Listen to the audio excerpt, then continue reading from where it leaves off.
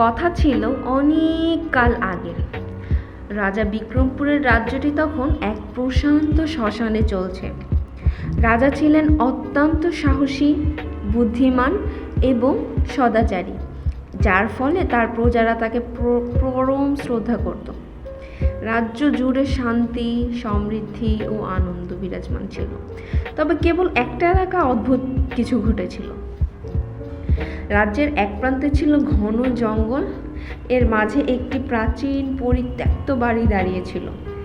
স্থানীয় লোকেরা বলতো ওই বাড়িটি অভিশপ্ত, কারণ রাতের বেলায় নাকি সেখানে এক ভয়ানক পেত্নী ঘুরে বেড়ায়। অনেকেই বলতো তারা পেত্নীর হাসির আওয়াজ শুনেছে, কেউ কেউ তো তার পরিস্থিতি অনুভব করত। এই বাড়িটি নিয়ে রাজার রাজ্যে কৌতূহল ও ভীতির শেষ ছিল না। রাজা বিক্রমপুরের এসব কথা বিশ্বাস করতেন না। তিনি ভাবতেন লোকেদের কুসংস্কার এবং অলৌকিক কাহিনী ছাড়া কিছুই না। তিনি বরাবরের মতো বিকেলের দিকে জঙ্গলে ঘুরতে বেরিয়ে পড়তেন, যেন এই ধরনের গুজব তার জন্য কৌতুক ছাড়া কিছুই নয়। কিন্তু এইবার তার মনে একটি চিন্তা উদয় হলো। অভিশপ্ত বাড়ির গল্পটি যদি সত্যি হয়, তাহলে একবার দেখে আসলে ক্ষতি কি? পেত্নীর মুখোমুখি হওয়া। রাজা তার সৈন্যদের নিয়ে বাড়ির সামনে দাঁড়ালেন। সৈন্যদের মধ্যে এক অদ্ভুত শিহরণ ছড়িয়ে পড়ল। তাদের মধ্যে এক সৈন্য বলল, মহারাজ, লোকেরা বলে এখানে পেত্নী আছে, আসলে আমরা কি এখানে প্রবেশ করব? রাজা দৃঢ় কণ্ঠে বললেন, ভয় পেও না, যদি সত্যিই কিছু থাকে তবে তা দেখাই যাক। এরপর তিনি একা একাই বাড়ির ভেতরে ঢুকলেন। চারদিকে ধুলা জমে আছে, আর প্রাচীরগুলোয় মাকড়সার জাল ছড়িয়ে আছে। সব কিছু যেন এক অদ্ভুত নীরবতায় স্থবির হয়ে আছে। হঠাৎ রাজা দেখলেন এক অন্ধকার কোণ থেকে কে যেন তার দিকে তাকিয়ে আছে। কিছুক্ষণের মধ্যেই সে বেরিয়ে এলো রাজার সামনে। দাঁড়িয়ে আছে এক ভয়ঙ্কর রমণী, চোখ দুটি রক্তবর্ণ, চুল এলোমেলো, মুখে বিকট হাসি। সে বলল, তুমি কেন এসেছো এখানে রাজা? জানো না এখানে মানুষের প্রবেশ নিষিদ্ধ? রাজা দৃঢ় কণ্ঠে উত্তর দিলেন, আমি এই রাজ্যের রাজা, আমার সামনে কোনো স্থান নিষিদ্ধ নয়। তুমি কে এবং তুমি এখানে কেন রয়েছ? ভয়ঙ্কর সেই রমণী মৃদু হাসল। তার চোখ দুটো অদ্ভুতভাবে রাজাকে বিদ্ধ করল। সে বলল, আমি চন্দ্রমল্লিকা, এই রাজ্যের এক রমণী ছিলাম।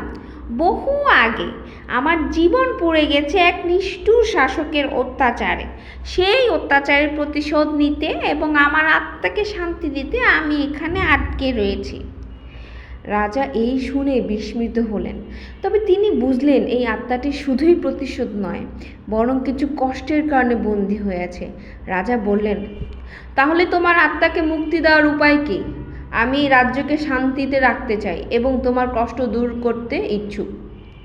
মুক্তির উপায়?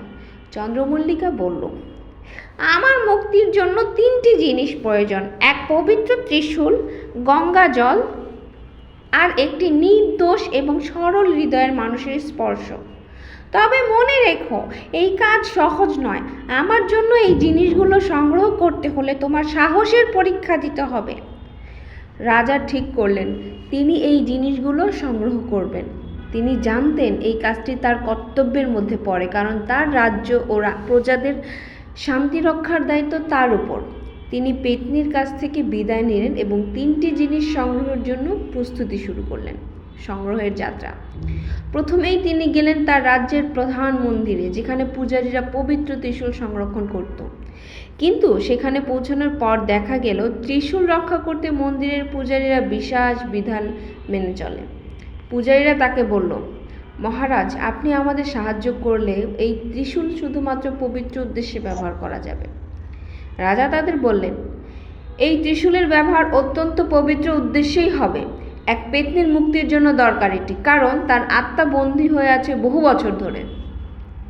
পূজারীরা রাজার কথা শুনে অবাক হলো, তবে রাজাকে সম্মান জানিয়ে ত্রিশূলটি তুলে দিল। এরপর রাজা গেলেন দূরবর্তী এক গ্রামে, যেখানে পবিত্র গঙ্গাজল মজুদ ছিল। তিনি নিজ হাতে সেই গঙ্গাজল সংগ্রহ করলেন এবং নিজের সঙ্গীদের নিয়ে ফিরে এলেন। এখন বাকি ছিল তৃতীয় এবং সবচেয়ে কঠিন অংশ, একটি সরল এবং নির্দোষ মানুষের স্পর্শ, যার মাধ্যমে পেত্নীর পাপ মুক্তি সম্ভব। রাজা অনেক চিন্তা করলেন। অবশেষে তিনি মনে করলেন এক সরল কৃষকের কথা, যে ছিল অত্যন্ত সৎ এবং দয়ালু। পেত্নীর মুক্তি ও অভিশাপ মুক্তি। রাজা আবার সেই পরিত্যক্ত বাড়িতে ফিরে এলেন।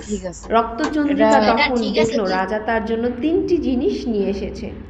তখন তার চোখে এক অদ্ভুত প্রশান্তি দেখা গেল। সে বলল, রাজা, আমি তোমার কাছে কৃতজ্ঞ। বহু বছর পর আমার আত্মা মুক্তি পাবে। রাজা তার গঙ্গাজল এবং সেই সরল কৃষকের কাছে থাকা গরুর দুধের ছিটা চন্দ্রমল্লিকার ওপর প্রয়োগ করতে বললেন। এই 3টি জিনিসের সংস্পর্শে এসে রক্তচন্দ্রিকার শরীর ধীরে ধীরে ম্লান হয়ে যেতে লাগলো। সে মৃদু স্বরে বলল, আমার মুক্তি হলো। তুমি সত্যিই মহান রাজা, আমি তোমার কাছে কৃতজ্ঞ। রক্তচন্দ্রিকার আত্মা মুক্তি পেয়ে আলোর মধ্যে মিলিয়ে গেল। রাজা সেই বাড়ি থেকে বেরিয়ে এলো এবং তার ভরে গেল। পরিণতি। রাজার এই সাহসিক কাহিনী সারা রাজ্য জুড়ে ছড়িয়ে পড়ল। প্রজারা তাকে আরও বেশি শ্রদ্ধা করতে লাগলো। সেই জঙ্গল এবং অভিশপ্ত বাড়িটি আর কখনো কারোর জন্য অমঙ্গলজনক হয়ে উঠল না।